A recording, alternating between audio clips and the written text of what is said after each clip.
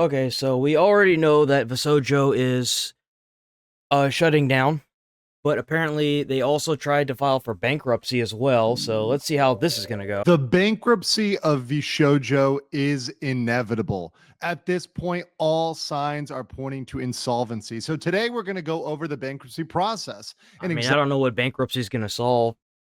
The thing is that like, yes, they may be financially in the dumpster, but they still owe a lot of people money. And there is also the $500,000 that they owe a charity. These scumbag rat motherfuckers are gonna try every little thing they can to get out of this. So let's see if they can exactly get caught. what it's going to look like and how it's going to affect VShojo. Getting into this, we've been covering the breakup of VShojo as has happened and been covered by many, many, many channels. But one thing that I've said quickly, and I think I was probably the first person to point this out, is that bankruptcy is the way that this is going to wind up. As we're seeing things play out, as people are speaking out, it's very, very clear looking at the roster, looking at the fact that there's literally no talent left. This is a list as of today. That's all the people that left? Oh my god. All of the red people are confirmed to have left. So Zentraya, Iron Mouse, Project Melody, Hime, Kason, Haruka, Henya, Giga, Kuro, Matara, Michi. Bro, there's nobody left. Uh, everybody here. Hestia, Yutori, Okamoto. Of course, they all jump ship. I don't blame them, dude. I'd be jumping ship too. Everybody is, especially whatever. I wonder how many of these VTubers they actually bullied into staying with emotional manipulation. Like, these contracts are Faustian packs, man. It's fucking disgusting to see it. Essentially out. Then we've got people that left earlier, like Vebe, Silverbill. And they really, a lot of these companies really think that they could use these contracts to break the fucking law. And now now like in typical fashion, they find out you're gonna get fucked regardless. And and then Fruit is the only one that's left that even is, not made an official announcement, but she's removed VShojo from her profile. So she's expected to leave. So at this point, they have absolutely no profit generation. There is no way that there's any income coming in. That's what you fucking get. You little rat fuck sons of bitches are getting exactly what you deserve. You want to sit there and lock people in like this with your stupid little scummy contracts and your fucking lies and your terrible money making decisions? That's what you get. I just hope that they don't let the actual people who have caused this to go. At that point, for any company, you are insolvent. If you were already having problems when all of your creators were at their maximum revenue generation and you still were not profitable, that's crazy to me. That's insane. No way to be profitable with no revenue coming in. It's a simple 1 + 1, and there really is no other way around that. Now, we're also seeing the scope of this debt, and even as of a while ago, this is not even totally current, but it's very recent. Some older decks that may help right now. We're looking at someone acquiring us for just the amount that we owe to talent and loans. That's about, no one's gonna buy that shit company for that, dude. The company's dead. You could forget it, bro. 2025. There's no way. You're seeing that they are about 2 million deep in loans and in what they owe to talent. $2 million. That's crazy. There's no digging out of that. No, there's not. There's no no way. Going in and asking for another loan to bail them out when they've got no one working for them. Exactly. This is leading to insolvency. And what happens in insolvency? Well, naturally, it would be a bankruptcy. That is the natural thing for a company to do, particularly when they are buried by claims, when they're going to be buried by lawsuits, when they're going to be buried by obligations and unpaid wages. You're going to have to turn to bankruptcy. So what does the bankruptcy process actually look like? Many people are not familiar with it or only know it in a... So usually whenever you file for bankruptcy, I think that most of your assets either get taken away or paid off. Personal context, we're going to talk about it in a corporate context today. So what that actually looks like is either reorganization or liquidation. Now we're talking about personal bankruptcy. There's different chapters for, or sorry, excuse me. We're not talking about personal bankruptcy. We're talking about corporate bankruptcy. For personal bankruptcy, you might be familiar with that. There's also municipal bankruptcy, and there's other sorts of bankruptcies that are in the bankruptcy code. But in this specifically, What really sucks is that if you file for corporate bankruptcy, I don't think it hurts the person that caused all this. two that would apply, either Chapter 7 or Chapter 11. And I'm going to explain the difference. The difference is really between reorganization or liquidation. Chapter 11 is reorganization. This is for companies that have a chance And So recover you're at saying there's a profitability. chance of recovering. I don't think there's any way these people are going to recover from this. I think they're cooked. And the crazy thing is like at this point, the VShojo name is it's smudged. It's done.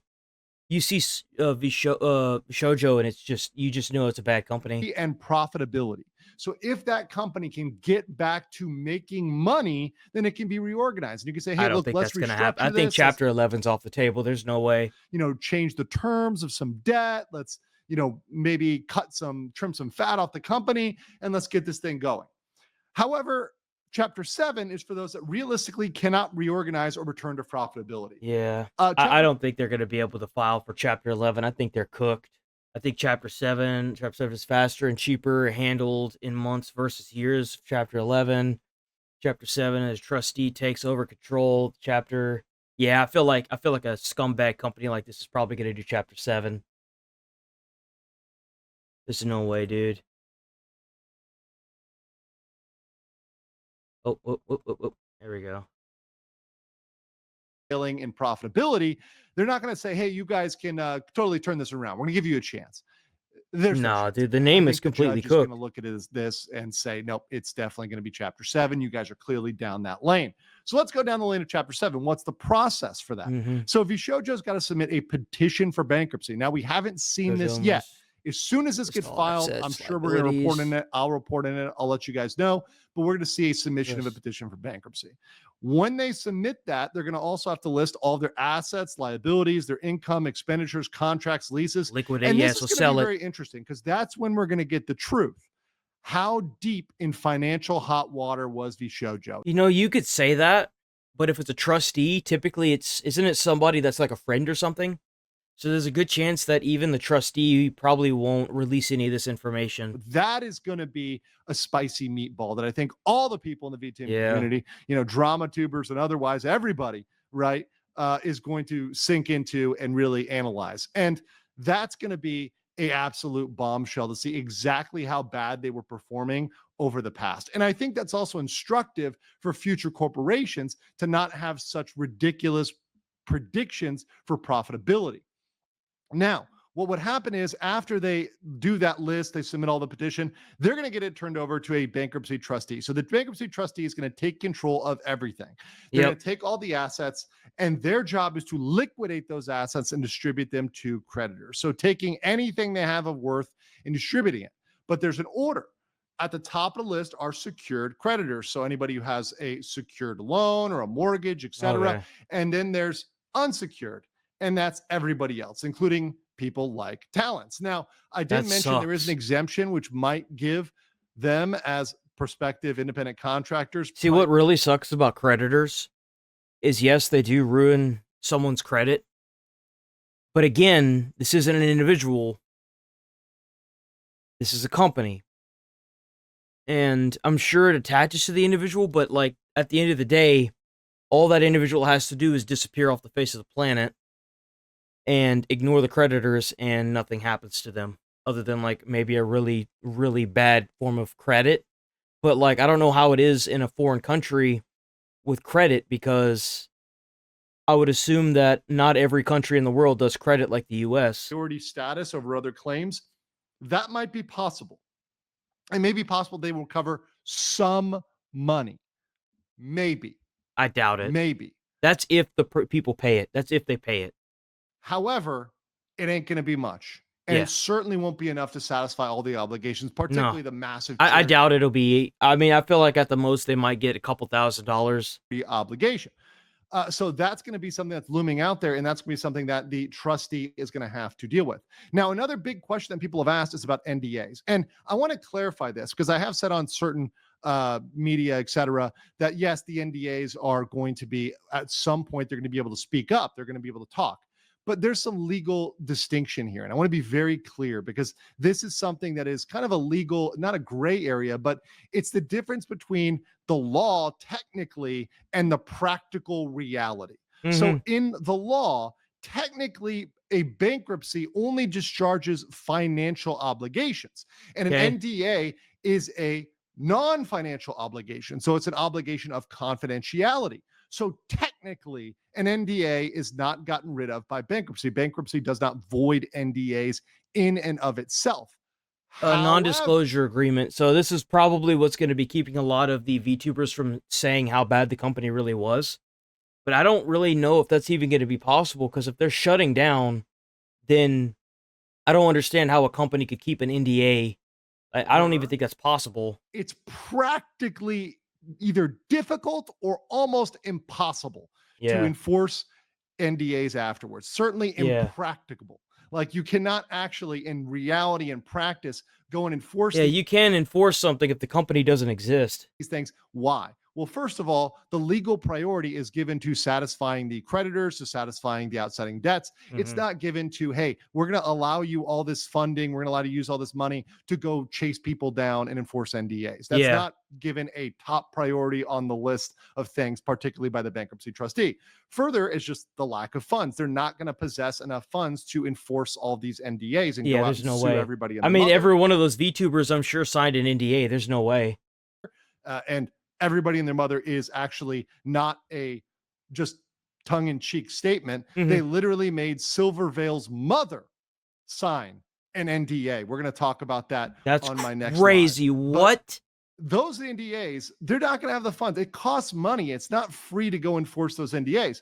Also, the last thing is, this is something the court can take into effect, is that it's an unfair benefit to the company, particularly given the company's track record, Mm-hmm. particularly given that the company was using the NDAs to silence people from speaking about legitimate workplace grievances. And I've Mm-hmm. already talked about the fact that certain law, like California law and other laws, may actually allow them to speak up on those NDAs, particularly as it relates to workplace. That's the thing, is like a lot of these companies, they think that these NDAs and these contracts are above the law. They're not.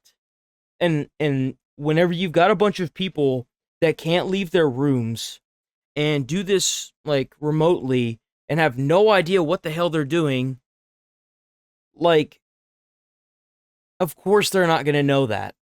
They're going to think that this is the new law, or this it's like that for a reason, when really it's just a piece of paper saying that, trying to scare you and saying that they're above the law, and it's not the case. That's not the case at all.